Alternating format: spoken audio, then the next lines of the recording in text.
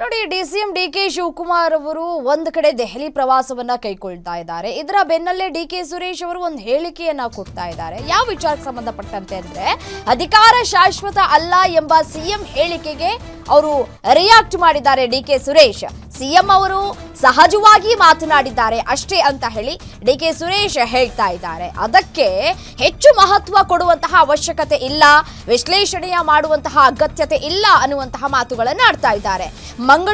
ಮಂಗಳೂರು ಕಾರ್ಯಕ್ರಮಕ್ಕೆ ವೇಣುಗೋಪಾಲ್ ರವರು ಬಂದಿದ್ದಾರೆ. ಖಾಸಗಿ ಕಾರ್ಯಕ್ರಮ ಅದು, ಅವ್ರು ಮುಗಿಸ್ಕೊಂಡು ವಾಪಸ್ ಹೋಗ್ತಾರೆ. ಸ್ಥಳೀಯ ಸಂಸ್ಥೆ ಚುನಾವಣೆ ಹಿನ್ನೆಲೆಯಲ್ಲಿ ಮಂಗಳೂರಿಂದ ಕೇರಳಕ್ಕೆ ಹೋಗ್ತಾರೆ ಅನ್ನುವಂತಹ ಮಾತುಗಳನ್ನಾಡಿದ್ದಾರೆ. ವೇಣುಗೋಪಾಲ್ ಅವರಿಗೆ ಯಾರೂ ಮುತ್ತಿಗೆ ಹಾಕಿರಲಿಲ್ಲ ಅನ್ನುವಂತಹ ಮಾತುಗಳನ್ನಾಡ್ತಾ ಇದ್ದಾರೆ. ಅಭಿಮಾನದಿಂದ ಡಿಕೆಶಿ ಪರ ಕೂಗಿರ್ಬೇಕು ಅಷ್ಟೇ ಅಂತ ಹೇಳಿ ಡಿಕೆ ಸುರೇಶ್ ರಿಯಾಕ್ಟ್ ಮಾಡಿದ್ದಾರೆ. ಡಿಕೆ ಶಿವಕುಮಾರ್ಗೆ ಆಹ್ವಾನ ನೀಡದ ಪ್ರಶ್ನೆಗೆ ಡಿಕೆ ಸುರೇಶ್ ಸೈಲೆಂಟ್ ಆಗಿದ್ದಾರೆ. ಏನೂ ಕೂಡ ಮಾತನಾಡಿಲ್ಲ. ಅಧಿಕಾರ ಶಾಶ್ವತ ಅಲ್ಲ ಎನ್ನುವಂತಹ ವಿಚಾರಕ್ಕೆ ಸಂಬಂಧಪಟ್ಟಂತೆ ಹೇಳಿಕೆ ಕೊಟ್ಟಿದ್ದಾರೆ. ಇದರ ಜೊತೆಗೆ ವೇಣುಗೋಪಾಲ್ ರವರು ಬಂದಂತಹ ಸಂದರ್ಭದಲ್ಲಿ ಡಿಕೆ ಶಿವಕುಮಾರ್ ಅವರ ಬಗ್ಗೆ ಜಯಘೋಷವನ್ನ ಕೂಗಿರೋದ್ರ ಬಗ್ಗೆ ಮಾತ್ರ ರಿಯಾಕ್ಟ್ ಮಾಡಿದ್ರು. ಆದರೆ ಡಿಕೆ ಶಿವಕುಮಾರ್ ಅವರಿಗೆ ಯಾಕೆ ಕಾರ್ಯಕ್ರಮಕ್ಕೆ ಆಹ್ವಾನವನ್ನ ಕೊಟ್ಟಿಲ್ಲ, ಅವರು ಯಾಕೆ ಉಪಸ್ಥಿತರಿಲ್ಲ ಅನ್ನುವಂತಹ ಪ್ರಶ್ನೆಗೆ ಸೈಲೆಂಟ್ ಆಗಿ ಇದ್ರು ಅನ್ನುವಂತಹ ಮಾಹಿತಿ ಸಿಗ್ತಾ ಇದೆ.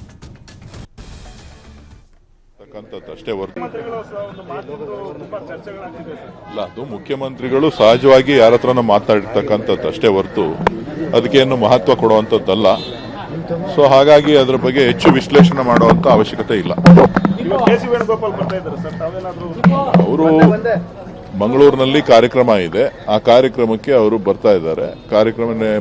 ಕಾರ್ಯಕ್ರಮ ಮುಗಿಸಿ ಅವರು ಕೇರಳ ಚುನಾವಣೆ ಇದೆ, ಸ್ಥಳೀಯ ಸಂಸ್ಥೆಗಳ ಚುನಾವಣೆ, ಆ ಸ್ಥಳೀಯ ಸಂಸ್ಥೆಗಳ ಚುನಾವಣೆಗೆ ಹೋಗ್ತಾ ಇದ್ದಾರೆ.